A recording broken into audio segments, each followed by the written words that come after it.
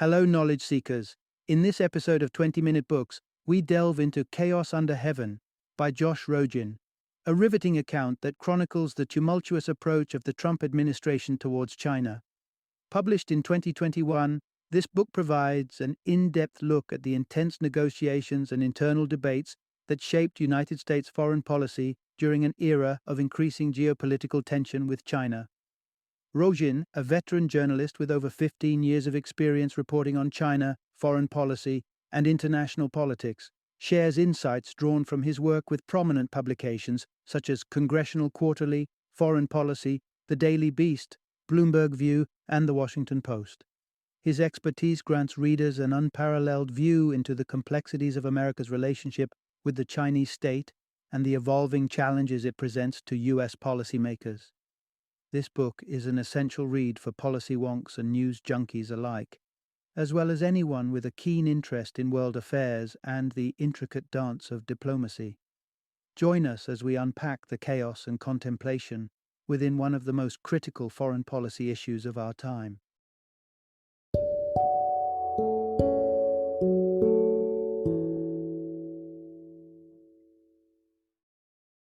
Chaos Under Heaven: America, China, and the Battle for the 21st Century.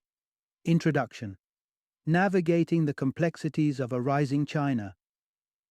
Imagine a geopolitical chessboard, where one player has been quietly advancing its pieces with precision and strategy, capturing the attention of onlookers with each calculated move. This player is China, a nation that has rapidly ascended to become a central power in international affairs. But what do we truly understand about this enigmatic giant whose moves on the global stage are watched with a mix of awe and apprehension? In Chaos Under Heaven, we delve deep into the intricate, often concealed machinations of a country that's as fascinating as it is formidable. We'll explore the hurdles the Trump administration faced as they grappled with China's newfound boldness on the world stage. Through this journey, you'll gain insights into the United States' tumultuous policies and the internal discord that frequently marked its strategies. Discover the internal struggle between hawks and doves. As we unpack the policies and dilemmas that swirled within the corridors of the White House, you'll encounter two distinct camps that shaped America's approach to the Chinese question: the hawks and the doves. These groups held sharply differing views on how to manage the U.S.'s complex relationship with a country that often plays by its own rules. Unraveling the threads of China's social credit system. Venture into the intricate web of China's social credit system, a sweeping Orwellian construct designed to monitor and rate the behavior of its citizens. This system is more than just Big Brother watching. It's an extension of the state's control into the minutiae of daily life, rewarding compliance and punishing dissent. The hidden cost of American investments in China. And in a revelation that might surprise many, we examine how millions of Americans have become unintentional financiers of the Chinese military. This eye-opening account sheds light on the opaque channels through which American dollars are funneled, often unbeknownst to investors, into the coffers that bolster China's defense capabilities. By the end of our exploration, you'll have pieced together a vivid tapestry that vividly portrays the Trump administration's troubled and intricate dance with one of the world's most powerful players. With each narrative thread, we reveal the intricate complexities of international politics where, it often appears, chaos reigns under heaven. Part 1. Trump's unexpected win set the stage for a tumultuous U.S.-China relationship. Welcome to the aftermath of a political earthquake, one that rippled all the way from the United States to the corridors of power in Beijing. While the world braced itself for the status quo, the balloting booths told a different story. Donald Trump had ascended the presidency, and with him came a paradigm shift no one, especially not China, had anticipated. This is the crux of the matter. The Trump administration faced complex challenges in dealing with China. For decades, U.S. policy had played a long game with China, dating back to when President George H.W. Bush fostered ties as chief U.S. liaison in the 1970s. The strategy was clear: nurture China's economic growth, believing that prosperity would naturally open the way for democracy. This approach persisted through various presidencies, reaching the tail end of Obama's era, where it became evident the outcome wasn't quite as expected. Technology, the double-edged sword of the modern era, reshaped the playing field. China, fiercely ambitious and technologically adept, leveraged cyber avenues to gain access to closely guarded corporate secrets and intellectual property, sidestepping fair play. Joint ventures became a Trojan horse, inviting foreign businesses only to be ensnared and stripped of their assets. More disturbingly, the veil was lifted on a concerning truth. Chinese enterprises were under the thumb of an omnipotent state. The Communist Party called the shots, pressing companies to surrender their technological innovations without resistance. Such exploits not only fortified China's military might, but also tightened the surveillance web over its citizens. Confronted with these realities, one could see that China had become bolder, its governance more authoritarian, bearing little resemblance to the open society the U.S. had envisioned. As Trump's administration settled into the Oval Office, it had to address these blatant challenges, along with the myriad of intricacies lurking behind the facade of U.S.-China relations. Economic interdependence mingled with ideological contention, leading to a divided Washington, a government struggling to present a unified front to its Chinese counterpart. Part 2. Trump's Team. A tale of two philosophies on China picture. A boardroom filled with some of the most influential figures in American politics, each with their own blueprints for U.S.-China foreign policy. Gathered around the table in December 2016 were individuals with vastly differing views on how to handle the Asian superpower. This marked the inauguration of what would become a constantly evolving and often contentious battle between hawks and doves in the Trump administration. Here's where the story unfolds. From the beginning, Trump's administration was a collage of contrasting outlooks towards China. Take Jared Kushner, for instance, whose familial business ties had already spun a web of informal connections with China, allied with former Secretary of State Henry Kissinger, a diplomat renowned for bridging the U.S.-China gap during the Nixon era. Kushner carried the torch of traditional diplomacy. His conciliatory stance echoed the sentiments of fellow doves like Treasury Secretary Stephen Mnuchin and then Secretary of State Rex Tillerson, both titans of industry who favored economic engagement over conflict. But not all shared Kushner's vision. Steve Bannon, the president's strategist, embodied the hawkish faction, viewing China through the lens of confrontation, not cooperation. He was not alone in these quarters. There were others in Trump's circle who were prepared to challenge the status quo, spurred on by President Trump's own pre-election rhetoric casting China as the enemy. A notable figure among these hardliners was Peter Navarro, an economics professor with a plan to recalibrate U.S.-China trade relations. His aggressive strategy aimed to rectify what he saw as years of one-sided dealing and exploitation by China. Nevertheless, during that pivotal meeting in December, such hawkish impulses were curbed. Not by the Chinese diplomat, but by an ally, K.T. McFarland, who was poised to become Deputy National Security Advisor. At that table, the doves were ascendant, for the moment. Chaos was indeed brewing within this fledgling administration as it sought its footing on the tightrope of international diplomacy. Navarro and Bannon would see their influence ebb and flow, while Yang Jiechi, China's representative that day, stood firm, signaling that China would brook no compromise on issues of sovereignty and demanded respect as America's equal on the world stage.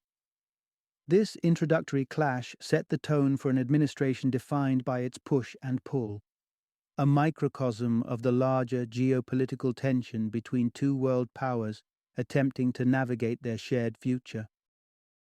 Part 3. Mar-a-Lago's summit laid the first stones on a rocky road of negotiation. Imagine the world's gaze fixed upon a palatial resort in Florida, where the fate of U.S.-China relations teeters on the awkward dance between acknowledgement and apology. The stage is set at Mar-a-Lago, President Trump's seaside haven, where the complexities of international trade negotiations began to unravel.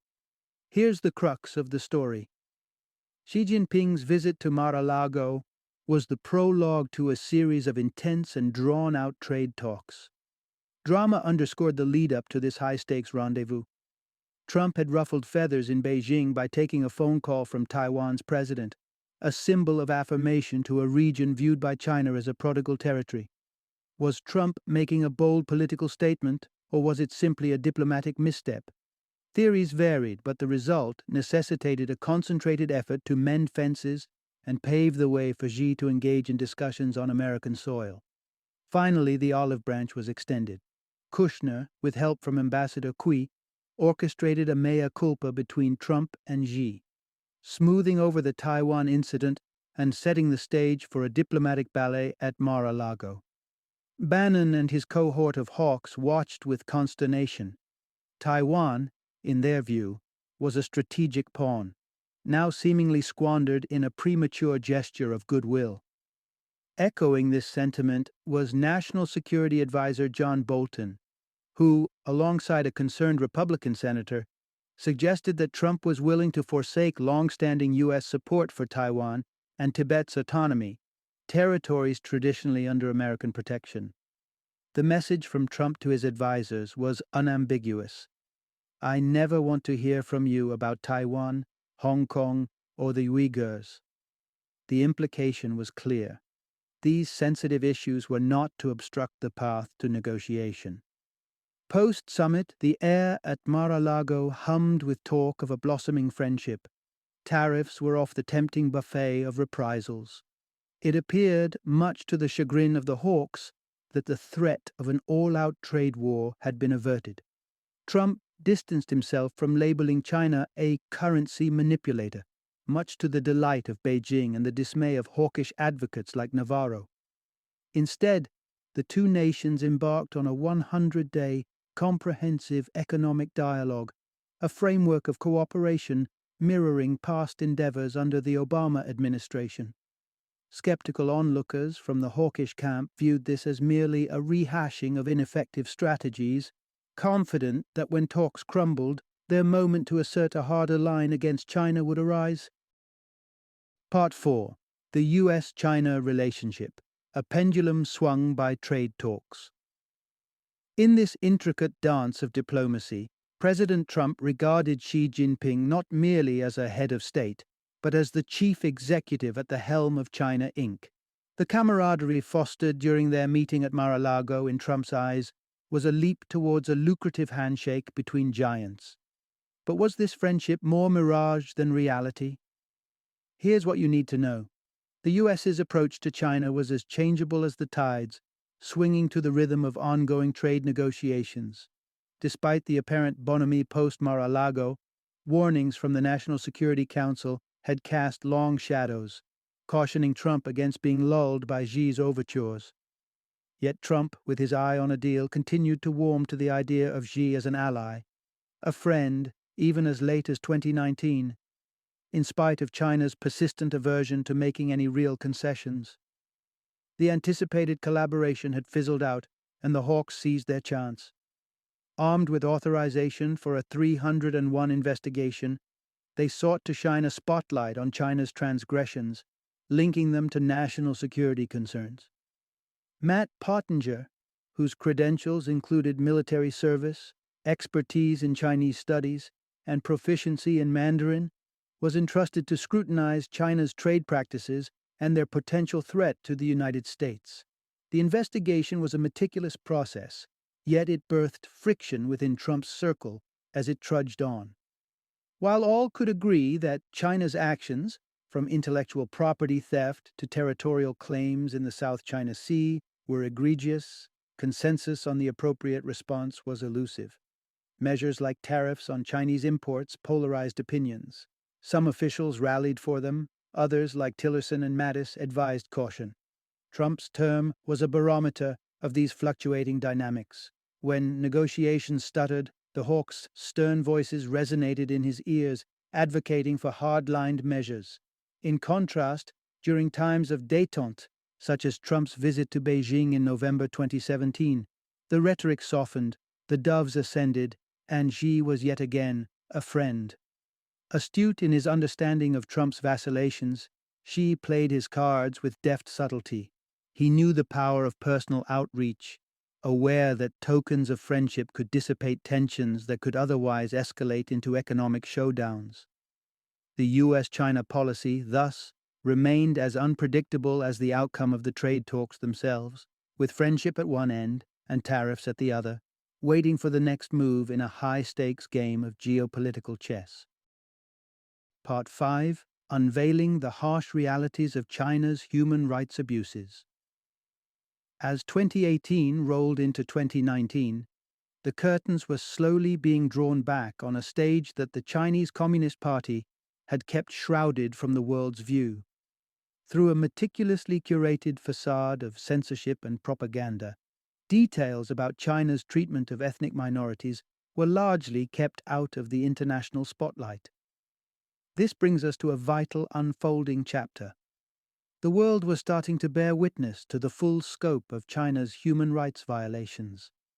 Many had heard whispers of the oppressive measures against Tibetans, but far fewer were aware of the harrowing situation faced by the Uyghurs, a primarily Muslim group hailing from the Xinjiang region.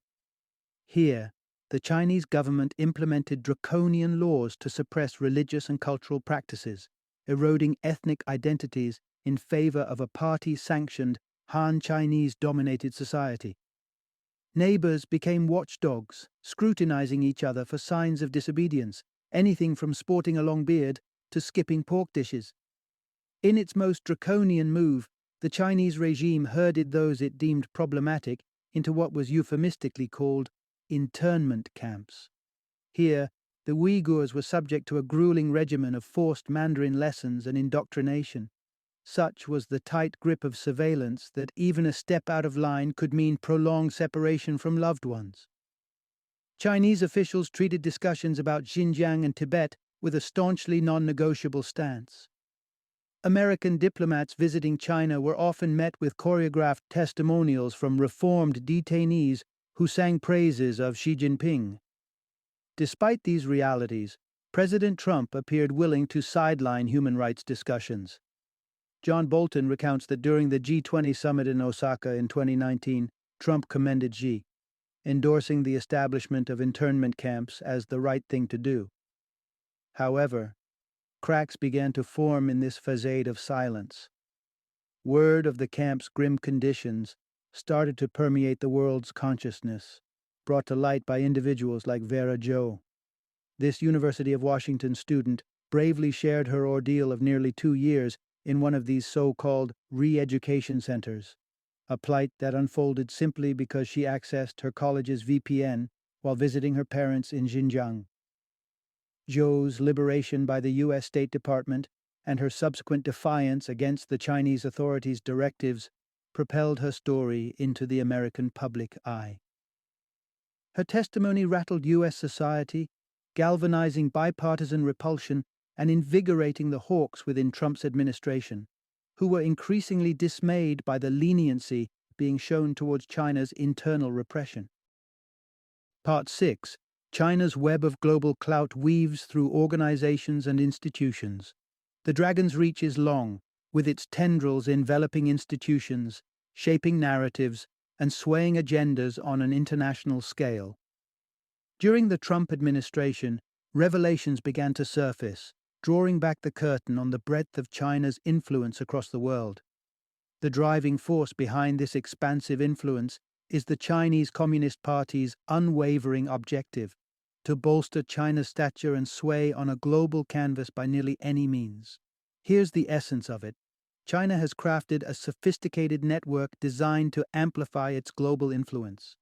Consider China's relationship with pivotal international bodies like the World Bank and the United Nations.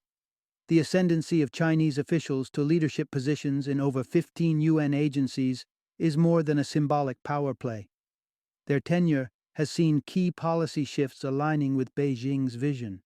After China took over the helm of the International Civil Aviation Organization, Taiwan, which China claims as its own, found its invitations to the annual assemblies revoked. Even when Chinese cyber activities compromised the organization's data, the breach was cloaked in secrecy until an insider stepped forward. World Bank President Jim Yong Kim became an unexpected ally in China's ambitions, endorsing ventures like the Belt and Road Initiative. China's grand strategic blueprint to dominate global trade routes, thus expanding its influence. However, China's reach permeates more insidiously through the United Front Work Department. This bastion of the party's influence, dating back to Mao's era, continues to wield communist propaganda on a worldwide stage. Intriguing research by Alex Yoski at the Australian Policy Institute illuminated a troubling campaign. The United Front work was stoking social and racial strife, all to maneuver Australian political, media, and technological landscapes in favor of Beijing. On American soil, the United Front's fingerprints are evident across Chinese-funded think tanks and cultural outfits. But it's their foothold in academia, primarily via Confucius Institutes, that's cause for concern. With over 500 institutes and some 2,000 classrooms globally, they purportedly champion cultural exchange while being ensconced in university campuses. By 2018, the FBI was sounding alarm bells, labeling the Confucius Institute a conduit for communist espionage and intel gathering under the facade of academic enrichment.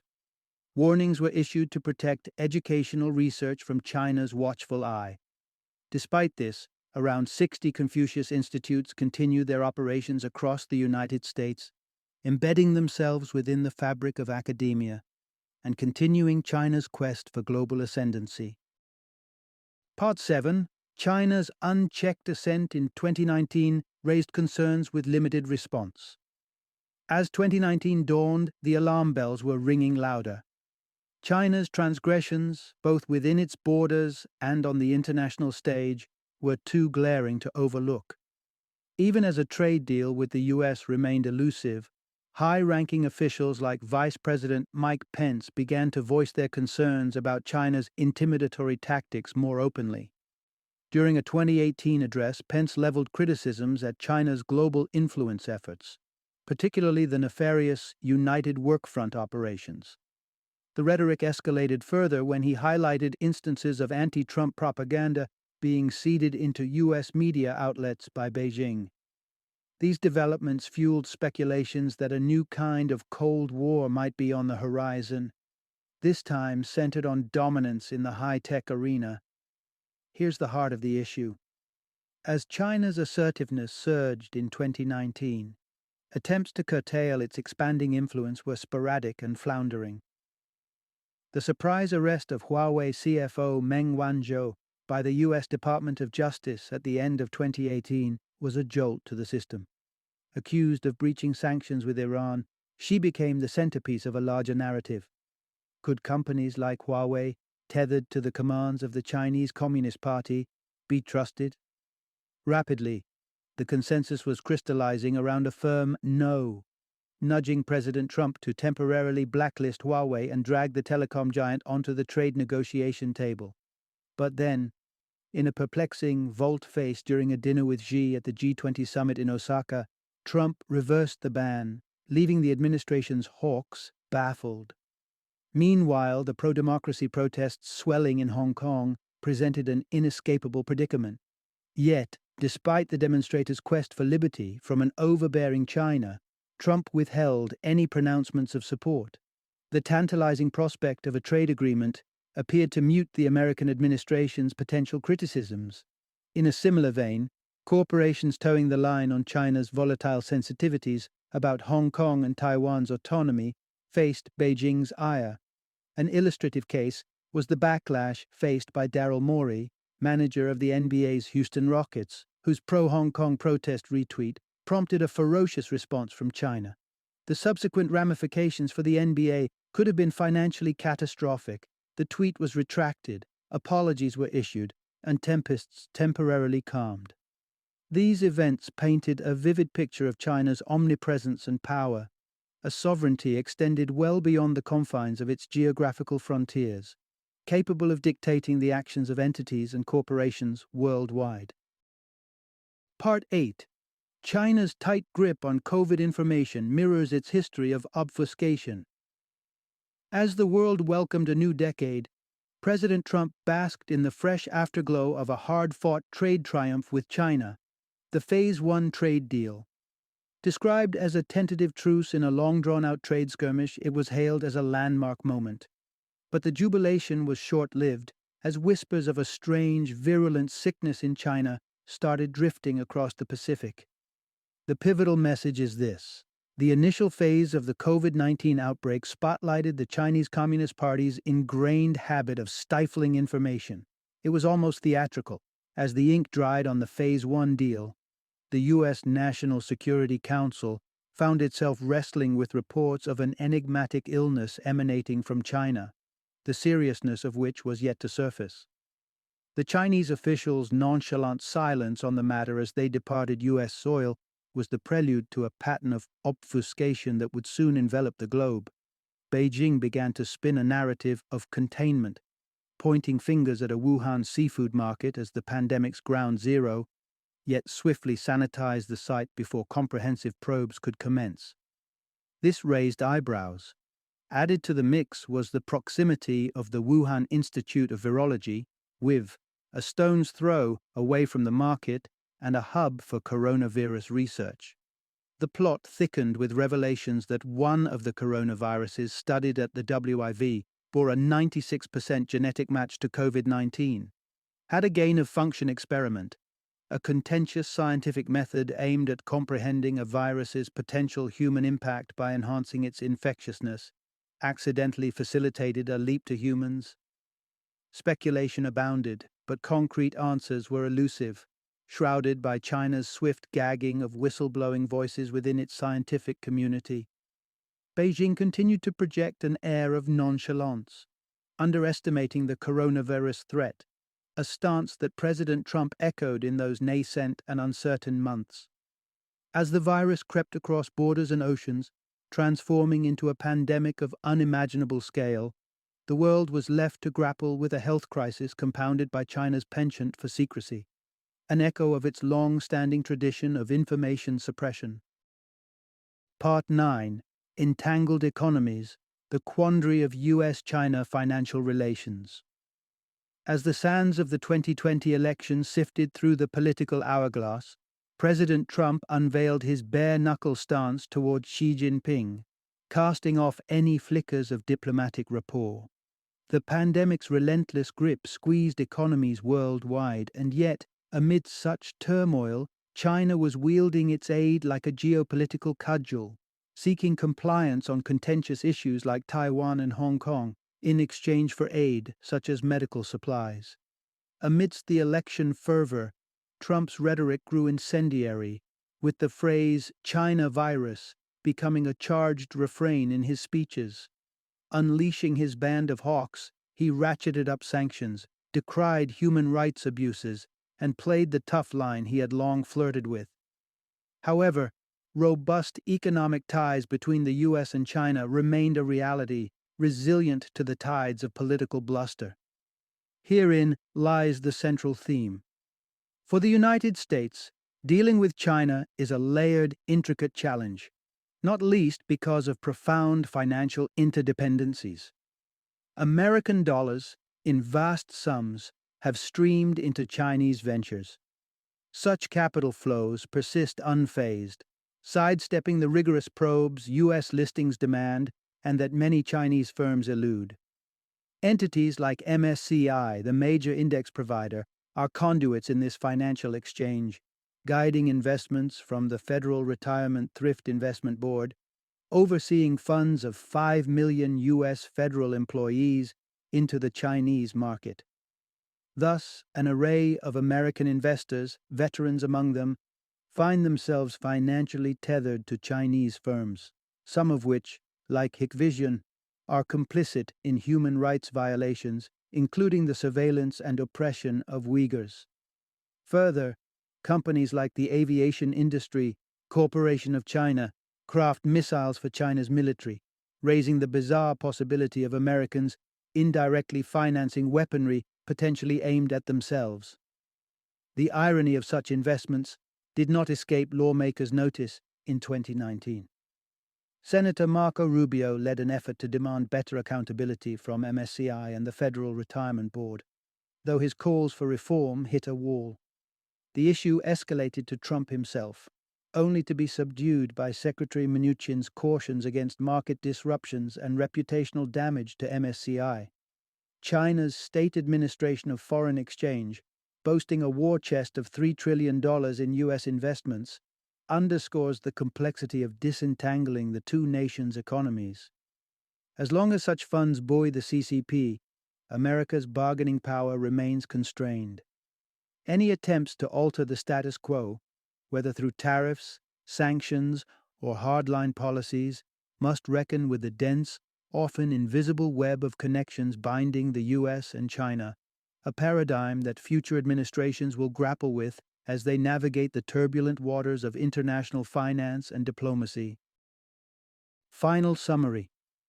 In the ever-evolving theater of global politics, the United States' policy towards China has embodied the very nature of chaos, a tumultuous era marked by fierce internal divisions and contrasting ideologies has underscored the Trump administration's tenure, particularly regarding China, a nation seen as both an economic partner and a strategic rival. The story is this: Wall Street advocates and business people within the U.S. government have consistently lobbied for a diplomatic, market-friendly approach to China, emphasizing stability and financial gains. In stark opposition, policymakers and advisors concerned with national security and human rights have taken a hard stance against China's bold and unscrupulous maneuvers, from rampant intellectual property theft to egregious human rights abuses. During President Trump's time in office, these conflicting viewpoints clashed dramatically. Trump himself wavered between seeking amity with Chinese President Xi Jinping, often in pursuit of an elusive comprehensive trade deal, and capitulating to the hawk's pressure for a more aggressive posture. As Trump's term came to a close, the substantive changes to the U.S.-China dynamic were minimal at best. China's global grip tightened, unfettered by the discord and flip-flops emanating from Washington. Whether through diplomatic overtures, economic strategies, or blatant propaganda. The country's influence has steadily expanded, challenging the next administration to chart a course through this complex and constantly changing geopolitical landscape.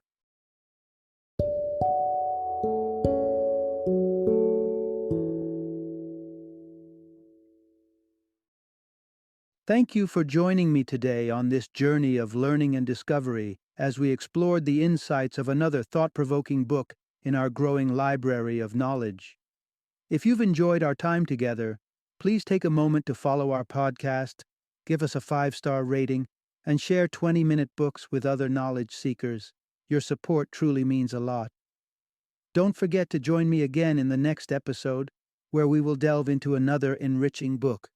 Until then, happy reading and happy listening.